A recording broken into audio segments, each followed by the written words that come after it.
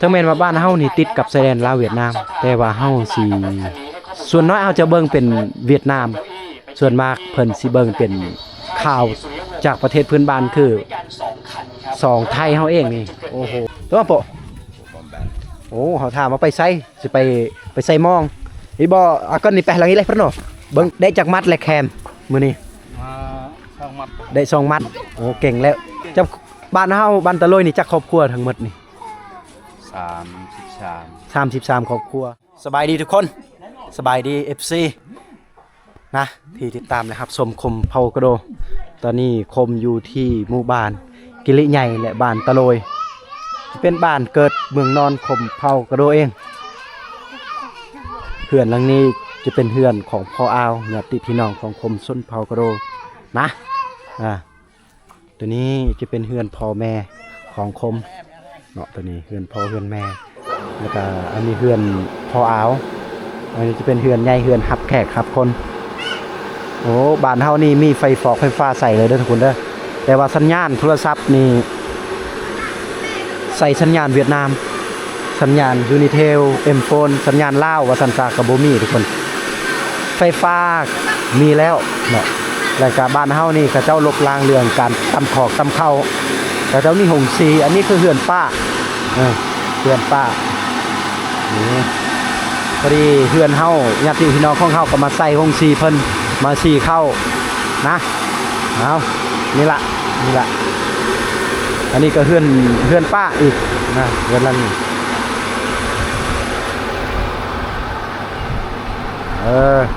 ไปสิพาเลาะบ้านก่อนทุกคนนะคือบ้านของคมชนเผากระโดบ้านกิริใหญ่กับบุพเพเท่าไรครอบครัวขึ้นไปทั้งเทิงพุ่นเนาะมันมี2บ้านด้วยทุกคนไปทางเทิงพุ่นจะเป็นบ้านกิริใหญ่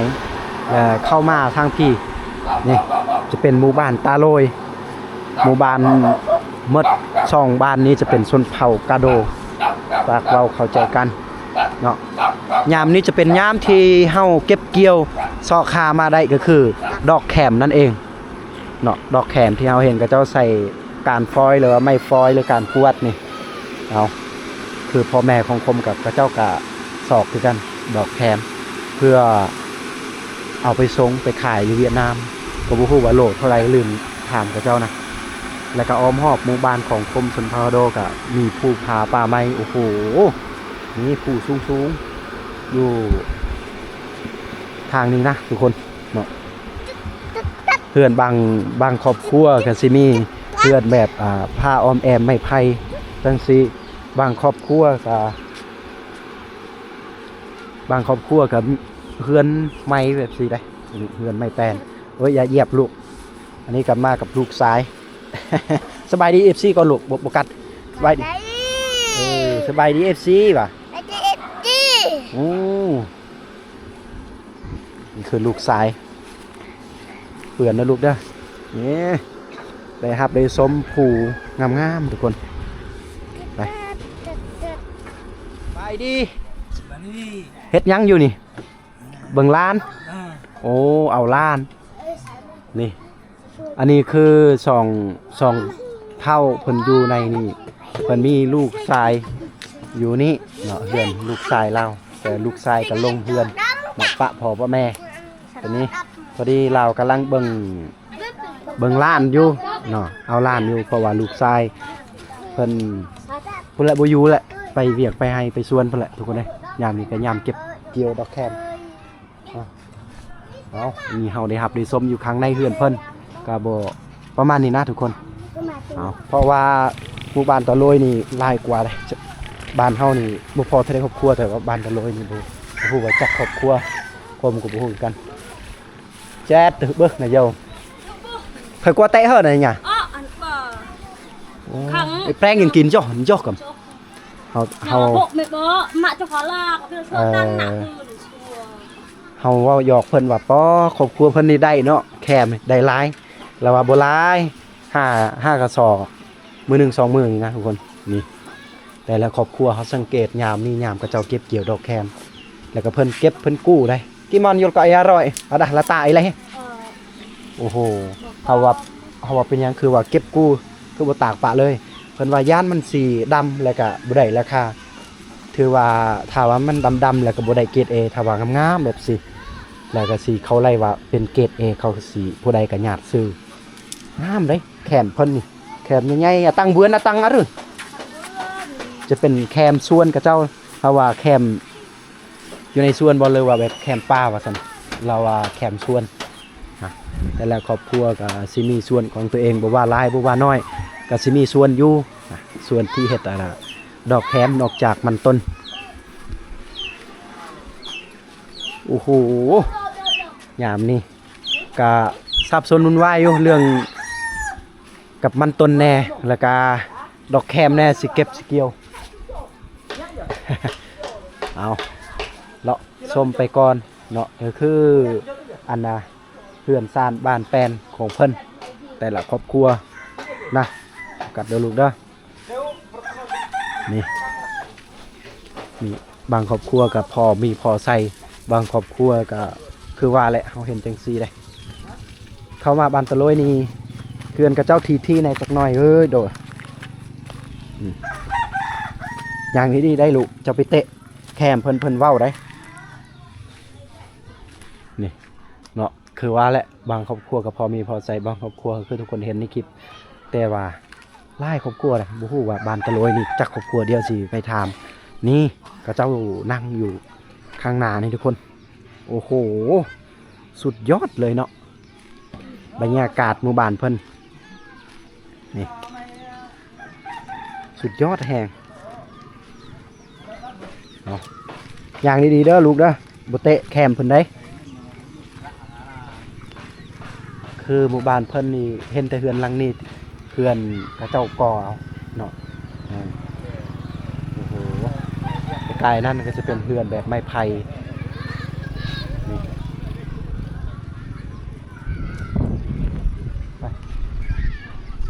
ไปลูกไประวังเด้อลูกเด้ออย่างนี้ดีเด้อโอ้เป็นไรคือว่าก่อไฟหนาวบ่คือว่าเห็นก่อไฟอยู่เงียบไปว่าหนาวยามนี้ก็ยามตกแรงเฮามีโมงกะว่าได้ว่า5 โมงจะรี4 โมงไป4 โมงครึ่งบ่4 โมงครึ่งกำลังสิเข้า5 โมงแหละแต่ว่าเพิ่นว่าหนาวเลยนี่แสดงว่าบรรยากาศในหมู่บ้านเฮานี่ทุกคนบ่แม่นแสดงคมก็ฮู้อยู่บรรยากาศในหมู่บ้านเฮานี่อากาศหนาวหลายกว่าอากาศร้อนเลยตอนนี้คมก็ต้องใส่เสื้อแขนยาวเนาะโอ้โหหนาวแล้วโอ้มาหัดมาชมเอาถามจับบ้านเฮาบ้านตะโลยนี่จักครอบครัวทั้งหมดนี่33ครอบครัวโอ้สมพ่อที่เฮาเห็นหลายเนาะเป็นครอบครัวของชาวบ้านเพิ่นนี่ติดกันเลยได้ทุกคนเลยนี่แทบจะบ่มีบอนวางจะปลูกเขื่อนปลูกซานแต่ว่ายังดีบ้านเพิ่นนี่ยังเพิ่นจงอยู่ข้างกลางเนาะอันนี้จะเป็นบอนซองวางหรือว่าเดินบ้านของเพิ่นนะโอ้ได้แคมลายเนาะโอ้นี่เพิ่นได้แคม2 มัดเนาะเพิ่นหาน่าจะแต่เช้าเพิ่นละไปหาตั้งแต่เช้าโลลายบันไดแหละแคมปีนี้ตัวแห้ง18,000โอ้โห18,000ทุกคนก็ถือว่าโอเคได้เฮาเห็นนี่อันนี้ก็ถ้าเก็บกู้มาฮอดนี่ก็ได้แล้วประมาณโล1 2 โล 3 โลเพิ่นแหละก็ถือว่าได้ครับได้ดีอยู่บ้านเฮานะเอานี่โอ้เฮือนหลังนี้มีกกมักไห้ที่อยู่เดินบ้านนี่เนาะนี่กกมักไห้งามๆห่มให้บ้านเพิ่นสุดยอดทุกคนเลยนี่เลาะบ้านเฮาเองจักสิว่าจังใดทุกคนเนาะ ถ้าบ้านเพิ่นนี่บ้านอื่นนี่เฮาคือแบบไปสัมผัสพี่นี่พวกนั้นจริงโอเคอยู่แต่ว่าบ้านเฮาก็แบบมันลึงเคยเลยนะเฮาลึงเลยแบบเป็นกันเองเลยนะประมาณนี้ก็เอาบรรยากาศฝากให้ทุกคนได้ครับได้ชมก็พอเลยนะเราต้องไปสัมผัสอะไรอย่างมากมายโอ้ตัวนี้เพิ่นเก็บหมดเลยเพิ่นกู้หมดเลยนอดอกแคมเพิ่นสงสัยว่าเพิ่นนี่โอ้อยู่กองตารางเต็มเลยได้ดอกแคมเจ็ดมินนิโยอร่อยมินนิโย เอางอเลียให้ไล่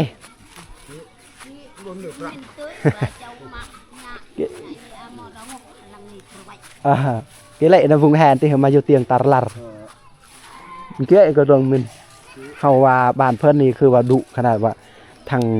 ตอนแรงนี่เพิ่นสิเก็บเพิ่นกูบัดตอนเช้าเพิ่นก็สิเอาออกอีกตากอีกแต่ว่าบ้านเฮานี่ก็เจ้าตากปะเลยนะประมาณนี้เพิ่นว่าถ้าบ่เก็บบ่กูนี่ยันเขาลักว่าซั่นผู้บางครอบครัวที่เขาเจ้าได้แคมน้อยบางครอบครัวที่เขาเจ้าบ่มีแคมเลยหรือว่าคนที่ว่าง่ายๆว่าชั้นซ่าขี้ข้านคนลิ้นยาก็หาเก็บของคนอื่นนี่เล็บว่าไปยังกันบ่เล็บว่าไปยังกัน เงียบเลย ไม่ใช่ก็ใช่เหรอเนาะ มาแต่ดี มาแต่ดีเขาถามมาละน้องชายพวกนี้ว่ามื้อแรงสิบ่ไปยิงป่าบ่แล้วว่าหนาวแล้วก็ถามลูกเราได้จักเดือนเลยเราว่าปีปลายแล้วโอ้ลูกให้เลยเอาเนาะจะเป็นกันไอ้พี่น้องหมดเลยบ่ว่าบ้านตะโลยกับบ้านกิริใหญ่นี่จะเป็นพี่เป็นน้องว่าซั่นบ้านเฮาเอาบ้านเขาเอาผัวเอาเมียกันแล้วบ้านเขาเอาบ้านเฮาเนาะก็ลึงกันเองได้เนาะตะกี้นี่ตำข้าวอยู่แต่ว่าปัจจุบันนี่อัปเดตแล้วก็คือบ่ลบล้างและการตำของตำข้าวบ่มีแล้วเด้อทุกคนเด้อประมาณนี้บ้านเพิ่นนี่30ปลายครอบครัวโอ้เฮือนนี้เฮือนใหญ่หมู่บ้านตะโลยแล้วก็บ้านกิริใหญ่บ้านสองบ้านนี่บ่ได้มีคำว่าวัดว่าอารามแต่ว่าหมู่บ้านนี่ก็จะเชื่อถือผีบรรพบุรุษย่อพ่อแม่ของพระเจ้านะแล้วก็บางหมู่บ้านนี่พระเจ้าบ่ได้นับถือศาสนานะประมาณนี้นะบ้านตะโลยกับบ้านกิริใหญ่เนาะแล้วก็ไฟฟ้าก็มีแหละคือทุกคนเห็นเลยครับดิสมนี่เนาะมีทางลังผมเนาะที่เราไปชมแต่ก่อนทุกคนวิถีชีวิตชาวบ้านยามแรกๆตัวมา đò ngang ก็ดอกอะไงถามเด็กน้อยว่าอีหยังคือว่าจับแยงไปใส่เพิ่นว่าสิไปส่งให้ของกระเจ้ายืมนี่ไปส่งให้เฮือนหลังปูนนะประมาณนี้แหละได้จักมัดและแคมมื้อนี้ มาช่องมัด ได้2มัดโอ้เก่งแล้วแคมป้าบ่หรือว่าแคมอยู่สวนเก็บอยู่สวนเอง แคม สอกอยู่ป่าโอ้เก่งแล้ว2มัดนี่ถือว่าเก่งแล้วเฮาสอกอยู่ป่าแต่บางคนนี่ก็เจ้ามีสวนก็เจ้าเก็บเอาอยู่สวนเนาะ tóc โอ้เอาสู้นี่โอ้โหแขมงามไหมแขมปลาง ามบ่ งามแล้วสำนี้นะถือว่าเก่งแล้ว2มัดได้แขมปลาเอาตัวโปโอ้เขาถามว่าไปไสสิไปไสมองอีบ่เอาก่อนนี่ไปหลังนี้เลยเพิ่นเนาะเบิ่งก่อนไปหาก่อนโอ้เขาถามว่าไปไสมองนี่สิไปกู้มือแรงนี่บ่หรือว่าสิกู้ตอนเช้าหรือว่าตอนแรงนี่เลยกูเนาะคันแปะตรีดาวกันกี่ปูหลังนั่นแหละนะเพิ่นว่าถ้าไปกู้มือแรงนี่ก็สิไปหาตีให้มันลายๆโลดว่าซั่นซะโอ้โหอันนี้เป็นพอเอาได้เนาะนี่เพิ่นบ่มีเหือได้แต่ว่าเพิ่นใส่แพรเอาได้ทุกคนนี่เป็นได้จักมัดแหละแคมมื้อนี้2มัดโอ้ตัวแห้งเด้ได้จักมัดเลยตัวแห้ง บ่มีตัวแห้งบ่มี โอ้ได้ห้ากระซอกเนาะจักมือเลยซอก ได้ช่องมือ 2มือห้ากระซอก2มือแคมส่วนบ่หรือว่าซอกแบบแคมปลา เห็นป้าบ่มีแคมชวน โอ้ซอกโอ้ครอบครัวเพิ่นยังบ่ทันได้มีแคมส่วนเอาอยู่ป่าถือว่าเก่งแล้วเอาซอกแบบดูป่านี่ทุกคนนี่โอ้โหเป็นหยังคือบ่ใส่เสื้อบ่ลุงบ่อึดอัดบ่ บ่ใส่เสื้อเพิ่นว่าอึดอัดพี่อ้อเล่นเลยนี่จะเป็นลูกเราได้เอานี่แยะอย่างนี้บอกกำลังเนี่ย Kita tak lehom juan อันนี้จะเป็นหน้าซาวทุกคนเด้อนะเอาถามหน้าซาวว่ามันต้นนี่กลนเบิดเลยว่าเพิ่นว่ายังบ่เห็นเวียดนามมาหรือว่าคนเวียดก็ว่าคล้ายให้คนเวียดนะ อย่างโดอย่าดอย่างต่อเดี๋ยว ยังไงต่อ เขาถามว่ามันเพิ่นนี่ยังอยู่บ้านนี่บ่หรือว่าค้ามเซไปเบืองพุ่นฝากเบืองพุ่นนะเพิ่นว่าเบืองพุ่นแล้วเอาถือว่าน้ำบ้านเฮานี่สะดวกสบายน้ำบ้านเฮานี่ดึงมาแทภูเทพาเนาะภูสูงคุณมันจะเป็นน้ำนี่เย็นๆทุกคนเลยอันนี้คือเฮือนนาบาวเพิ่นกำลังอัปเดตกำลังเฮ็ดใหม่อยู่ได้ถ้านี่จะเป็นเฮือนครัวเนาะต้องใช้เวลาได้นะอันนี้เฮือนครัวถ้าเวลาฝนฟ้าอากาศมันบ่อำนวยความสะดวกนี่ก็ยุ่งอีกได้กว่านี้นะและนี่คือข้างในนี่อันนี้ก็จะเป็นห้องเพิ่นสิเฮ็ดแต่ว่ายังบ่ทันได้แล้วทุกคนเลยยังบ่แล้วนี่อันนี้จะเป็นห้องและอันนี้ห้องรับแขกห้องโล่งไปเลยโอ้โหถือว่าใหญ่เลยกระทางนี้เพิ่นสิเฮ็ดเป็นเฮือนครัวคือว่าแหละทางนี้นะเอาอันนี้จะเป็นน้องชายกับลูกชายเอาเดินเลาะก่อนโอ้โหทุกคน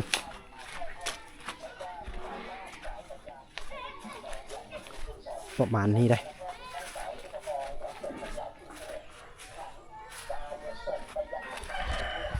เพิ่นสิจงเว้าอีกแล้วทุกคนเพิ่นสิจงได้เดินบ้านนี่เพิ่นบ่ให้ปลูกเขื่อนหรือว่าสร้างบ้านอยู่เดินนี่นะนี่เพิ่นเอาใส่บอนวางเลยเพิ่นก็สิอ้อมบ้านเฮานี่เด้เพิ่นสิอ้อมเป็นวงกว้างเลยนี่ไปฮอดพูนเป็นบ้านเฮาอยู่ทางเทิงพุ่นเฮาสิอ้อมไว้นี่แหละครับปะบอนซ่องวางบางทีเวลายามมีงอกมีงานอีหยังนะหรือว่าเอาไว้เดินเล่นนั่นนี่นะเดินกีฬาเด็กน้อยบ่จังซี่พอได้ออกกำลังกายเนาะพอได้ออกกำลังกายเอาไว้บอนวางเอาประมาณนี้นะทุกคนนะ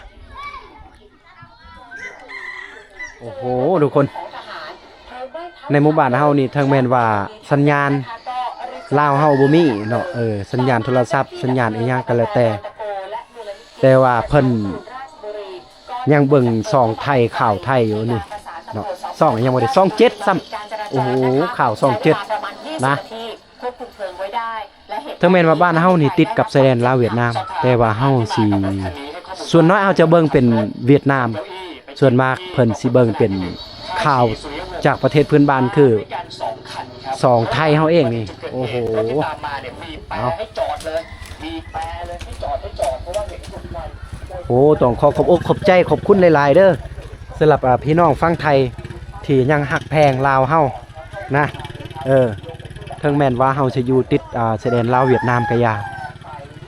แต่นี่ไปเวียดนามก็บ่พอตัวใดลัก 2-3 ลักก็สิถึงเวียดนามได้ทุกคนแต่ว่าการเบิ่งขอกเบิ่งข้าวเบิ่งอีหยังทีวีหรือโทรทัศน์ก็ยังขาดบ่ได้ก็คือประเทศเพื่อนบ้านประเทศไทยนั่นเอง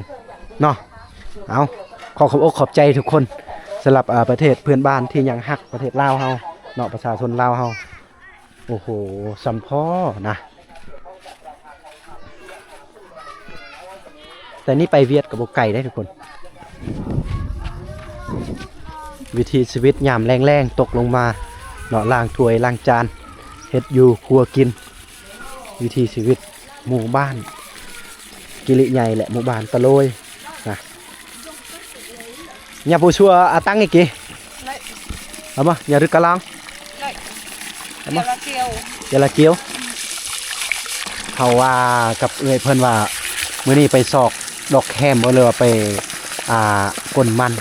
เพิ่นว่าบ่ไปเอาผักอีคูนะระวังเด้อลูกเด้อน้ำเด้อนี่เพราะว่าลูกน้อย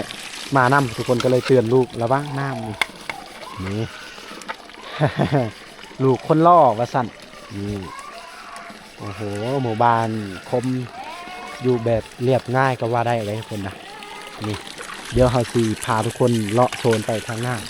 อันนี้คือโซนครับฝากเรื่องที่นะทุกคนนะโอ้โหปลูกผ้าป่าไม้สวยงามเลยเนาะทุกคนเนาะตื่นเช้ามาเอาแนมเห็นเนาะคุณก็สิเห็นเวลามีน้ำหมอกน้ำเมฆทางข้าอยู่ภูตอนเช้าๆนะสุดยอดเท่านั้นแหละทุกคนนี่น้ำนี่ไหลสะดวกสบายจะเป็นน้ำดึงมาแต่ภูแต่ก็มีตัวนี้อยู่เพิ่นไหลเงินได้เนาะคือน้ำประปาแต่โมเมนต์น้ำประปาทุกคนนี่นะเอาแต่โมเมนต์น้ำประปาน้ำที่ดึงมาแต่ภู แต่ว่าเขาเจ้ายังเก็บเงินเดือนละเท่าไหร่บ่ฮู้เนาะยิงตามเฮาใส่น้อยหรือหลายนี่คือวิถีชีวิตชาวบ้านนี่คือป้ากับลุง ไม่ไล่เลือดดอตาไหนเลย เนาะอันนี้คือเฮือนป้าเฮือนลุงอยู่ข้างหน้าทุกคนเลยมีหูเฮือนสูงได้เอาถือว่าในคลิปนี้ก็เอาไว้เป็นที่ระลึกถึงนะเป็นที่ระลึกเอาไว้ในคลิปคมเผาคอโดเลยเอาไว้เป็นลูกเป็นหลานอนาคตข้างหน้าเพิ่นสิได้กลับมาเบิ่งมาชมเนาะนี่คือเขื่อนยะย่อพ่อแม่อันนี้คือเขื่อนดังเดิมนะเอาตอนนี้พอดี2เท่าเพิ่นก็สิกู้ได้กู้ตัวใดมันแห้งตัวใดบ่แห้งเพิ่นก็กู้เบิดเลยย่านว่าฝนฟ้าอากาศบ่อำนวยความสะดวกเวลามันตกเวลาน้ำหมอกลงมามันก็สิค้างคาอยู่ในแคมป์เพิ่นบัดแล้วพอกของพวกข้าเพิ่นก็สิติอีกแต่ว่าเพิ่นเป็นคนขยันแน่จักหน่อยเพิ่นก็สิเก็บกู้บ่แม่นแต่เฮือนเพิ่นเฮือนป้าข้างนี้ก็คือกันนี่โอ้โหลูกลานลายนะบ้านเฮาก็ซ้ำบ้านเฮาล่ะทุกคนหาใส่ได้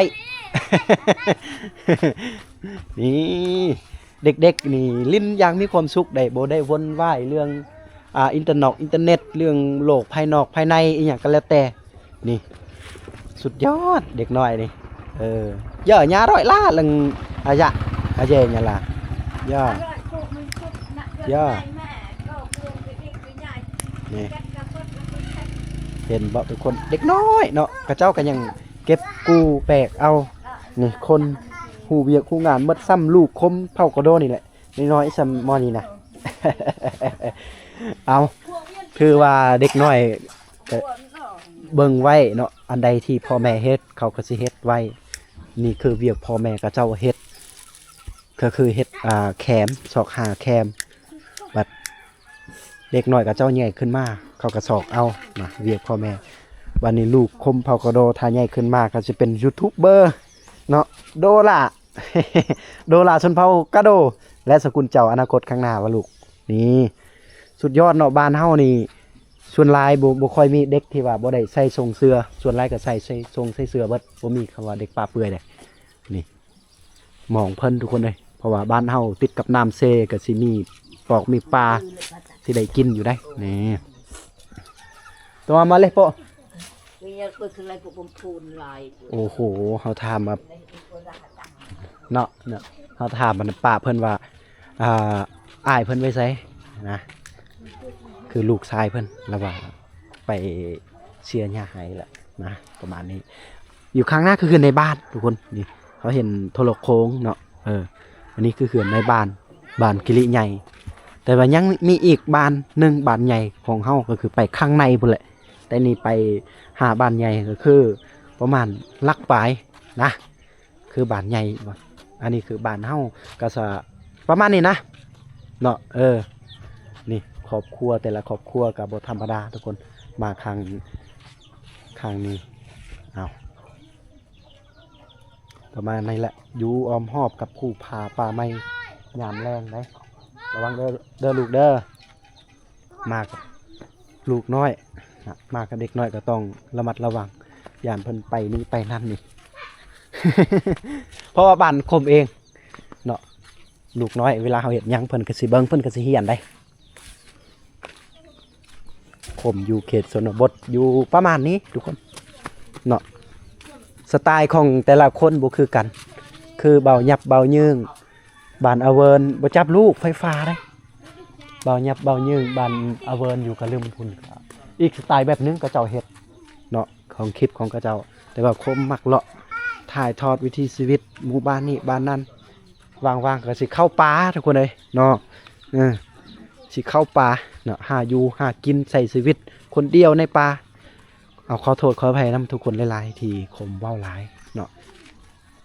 มีบางคนหรือว่า FC บางคนนะก็คอมเมนต์บอกว่าผมเป็นคนที่เว้าหลายเนาะบ่ฮู้เรื่องอีหยังเลยเนาะเป็นคมเวลาไปกับพวกพอสิหอมไปกับบ่าวโนดกับมักเวลาพูดเวลาเว้ากับแทรกแซงคนอื่นนะต้องขอโทษขออภัยนำทุกคนหลายๆเด้อผมก็เป็นคนที่มักปากแหละตัวจริงกับมักปากเลยทุกคนเป็นคนที่เขาอันนี้บ่ได้ยกโตนะเป็นคนที่บ่มิดบ่เงียบและเป็นคนที่ บ่อายเนาะมักปากมักเว้านำผู้อื่นก็เลยเข้ากองกะประมาณนี้แหละมักปากมักเว้าอยู่เนาะมักม่วนว่าซั่นซะอันหนึงมักม่วนที่สองมักตลกแน่เนาะเด็กน้อยก็เข้าได้ผู้ใหญ่ก็เข้าได้ให้ดีแต่ว่ากันอย่าโปะตัวมาผู้ช่วยลีกเขาถามเด็กน้อยว่าไปใส่ไปสอกหมู่เพราะว่าหมู่เลี้ยงธรรมชาติพอดียามแรงก็บ่เห็นหมู่มากินอาหารเด็กน้อยก็เลยพากันไปสอกหาเอ้าทุกคนเอ้า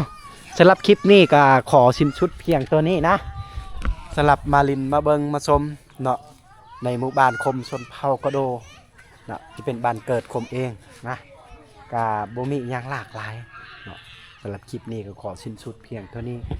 อยู่ทางลุ่มจะเป็นบ้านตะโลยแล้วก็อยู่ตอนนี้คมทรายตัวนี้คือบ้านคมเองบ้านกิริใหญ่เนาะเมืองสมวยแขวงสารวันชนเผ่ากระโดนี่แหละที่ไปที่มาคมก็เลยตั้งช่องคมว่าคมชนเผ่ากระโดเนาะเพราะว่าคมกำลังสีทรายกำลังซื้อชนเผ่ากระโดให้ทุกคนได้รับได้ชมได้เบิ่งได้เห็นเนาะเอาขอบอกขอบใจทุกคนหลายๆเดี๋ยวคมจะไปทำกับข้าวเนาะให้ลูกให้หลานได้กินให้พ่อให้แม่นะแต่ว่าบางคลิปคมก็สิถ่ายวิถีชีวิตครอบครัวแน่บางคลิปก็สิบ่ถ่ายเลยเนาะก็บ่มีหยังทุกคนคมย่านว่าทุกคนสิรำคาญทุกคนสิเบื่อเพราะว่าคมเป็นคนมักปากมักเว้านะประมาณนี้เอาขอขอบใจทุกคนอีกเทื่อนึงให้ทุกคนอยู่ดีมีแห้งสุขภาพแข็งแรงร่ำรวยเงินทองสู่ทุกคนที่ได้รับได้ชมนะได้เบิ่งได้เห็นเดี๋ยวเด้อสิ้นสุดเพียงเท่านี้